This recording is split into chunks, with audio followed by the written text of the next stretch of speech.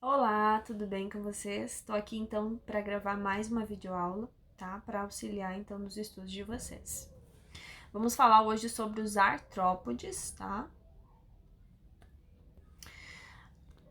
Então, quais as características desse grupo, né?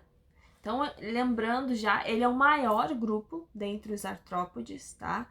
Que possui mais espécies descritas pelo homem. E as características que eles vão apresentar, então, são os apêndices articulados, o exoesqueleto de quitina, o sistema circulatório deles é aberto. Lá nos anelídeos, nós vimos, então, um sistema circulatório fechado, né, onde o sangue circulava por entre os vasos e não ficava somente ali. No caso do sistema circulatório aberto dos artrópodes, esse sangue ele circula por entre os vasos, mas ele percorre então as outras cavidades do corpo desse animal. Possuem simetria bilateral, tá? Assim como os anteriores. O sistema digestório deles é completo e o sistema nervoso é ganglionar. Podem ser classificados então em 4 grupos, que são os insetos, os crustáceos, os quelicerados e os miriápodes. Podem também apresentar óleos simples ou compostos, tá? Nos olhos simples não há formação de imagens, tá? É muito semelhante aos ocelos que haviam lá nas planárias, tá? Eles só têm noção de claro e escuro. Os olhos compostos, então, eles têm a formação então de imagens, de várias imagens ao mesmo tempo. Então, por isso que esses animais têm bastante agilidade também. E o corpo deles pode ser dividido em 3 regiões, que são cabeça, tórax e abdômen, ou então em 2 regiões, que é o céfalo-tórax e o abdômen. Então, o que ocorreu? Esses animais, eles possuem também o corpo segmentado. Só que essas segmentações, elas sofreram algumas fundições, ou seja, algumas uniões, tá? E então, no caso dos insetos, ocorreu então a união em 3 regiões, tá? Cabeça, tórax e abdômen. No caso dos crustáceos e dos quelicerados, a cabeça e o tórax sofreu mais uma fundição ainda, então por isso ficou cefalotórax e aí outra região, o abdômen. As características que são distintas dos artrópodes, tá? Que não aparecem nos grupos anteriores, é que eles possuem, então, apêndices articulados, tá? E esses apêndices articulados vão ajudar na locomoção, na captura do alimento e na proteção contra outros predadores. E aí nós vamos ter as pernas, as antenas, as mandíbulas. No caso dos quelicerados, nós vamos ter então as quelíceras e os pedipalpos, tá? O nome artrópode vem então de arto, que significa articulação, vem do grego, né? E poda de pé. Então, por isso o nome artrópodes, porque eles têm a capacidade de articular então os seus membros locomotores. Possui um exoesqueleto quitinoso, e esse exoesqueleto ele é bastante rígido, e isso dá resistência e ajuda contra a proteção, a desidratação, a perda de umidade, tá? Porque é impermeável, então isso auxilia. Essas placas, elas se articulam, tá? Esse exoesqueleto. E a função dele é proteger o corpo do animal e dar suporte aos órgãos que estão ali, todos resguardados dentro desse exoesqueleto. Também vai evitar a desidratação. Então, a gente consegue ver alguns animais que vivem em ambientes bem secos, tá? Porque eles conseguem, então, através desse exoesqueleto, se preservar contra a desidratação. Porém, esse exoesqueleto, por ele ser bastante rígido e inflexível, acaba que isso gera um desconforto à medida que esse animal vai crescendo.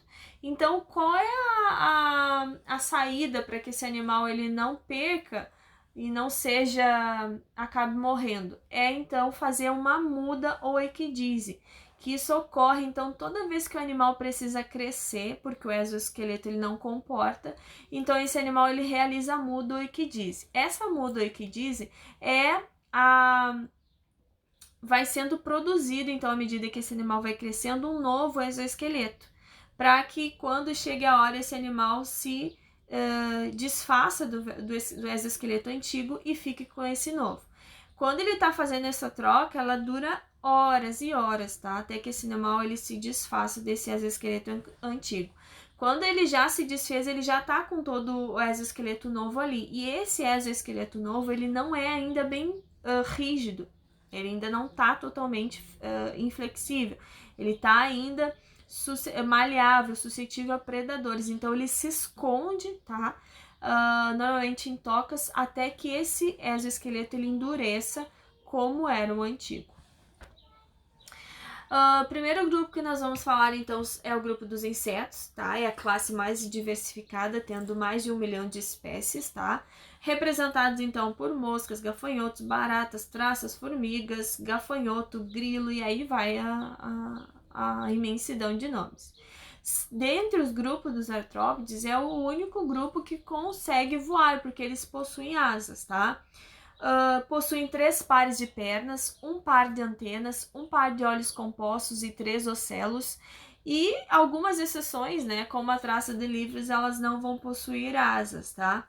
O sistema respiratório desses animais é por traqueias, então existem estruturas na lateral do corpo desse animal, por onde entra então o ar, e aí ele vai para as traqueias desse animal e ela ramifica até que chegue então ao restante do corpo.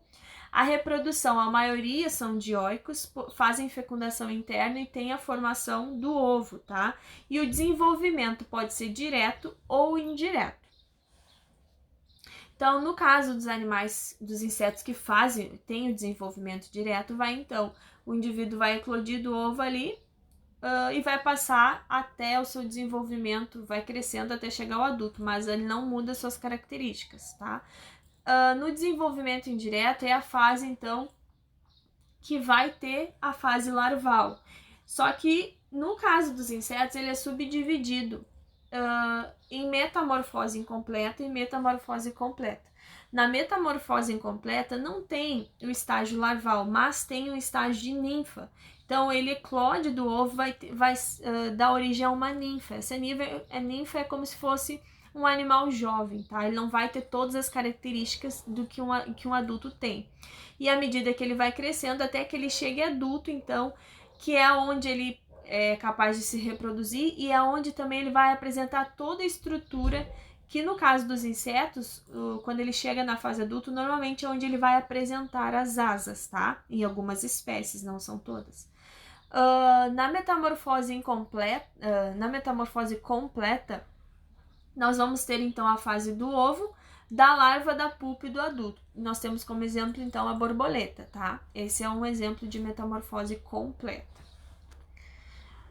Falando dos crustáceos agora, outro grupo, né, que vai incluir aí os animais que são os caranguejos, siris, lagostas e os camarões. A maioria é de ambiente aquático, alguns são de ambiente terrestre, como o tatuzinho de jardim, que a gente pode encontrar em solos úmidos, tá?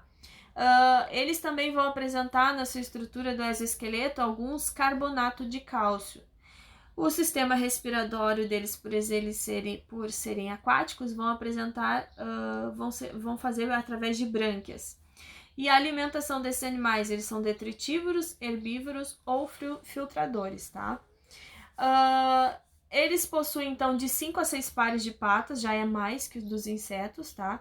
O corpo é dividido em cefalotórax e abdômen, possuem 2 pares de antenas, então lá nos insetos nós vimos 1 par, aqui já vão ter 2 pares, e eles possuem 1 par de olhos compostos. Na reprodução, a maioria também é dioica, tá? Tem algumas exceções, como o caso das cracas, que são hermafroditas, que elas vivem, então, fixas em cascos de navio. A fecundação vai ser interna, e o desenvolvimento é direto também, vai passar pelo estágio larval.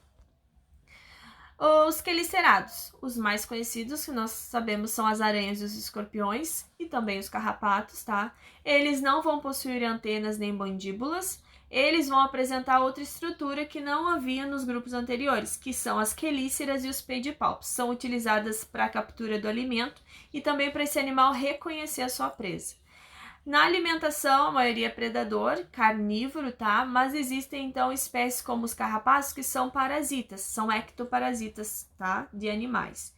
E elas também têm a capacidade, esses animais, de produzirem veneno, tá? Para imobilizarem as suas presas. Vez ou outra, pode ocorrer acidentes também com esses animais. O corpo deles é dividido em cefalotórax e abdômen também. Vão possuir 4 pares de patas, 1 par de quelíceras, 1 par de pedipalpos, eles não possuem as antenas e nem as asas, tá? A reprodução. Esses animais, na época de acasalamento, o macho faz a corte, tá? Que é uma espécie de uma dança, que é para fazer para a fêmea, para que a fêmea escolha então o seu parceiro. Então, aquele que faz a melhor corte é aquele que é escolhido pela fêmea. A fecundação é interna, o desenvolvimento é direto, tá? E essas fêmeas, quando esses ovos estão fecundados, eles ficam em estruturas chamadas de ovos sacos, que são feitas pelas fêmeas mesmo, tá? Que são sacos feitos de seda.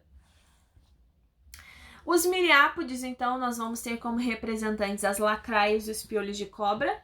E esse grupo é subdividido em quilópodes e diplópodes, tá? São animais que vão ter o corpo dividido em cabeça e tronco. A gente consegue bem visivelmente ver a segmentação desse animal. Eles podem possuir de 1 a 2 pares de pernas por segmento, dependendo do grupo. 1 par de antenas, e a reprodução deles é que eles são dioicos também, fecundação interna e desenvolvimento indireto, tá? Então, gente, era isso que eu tinha para falar para vocês. Eu tentei ser mais rápido e sucinto possível e espero que vocês consigam estudar por aí. Então, até a próxima aula. Tchau, tchau.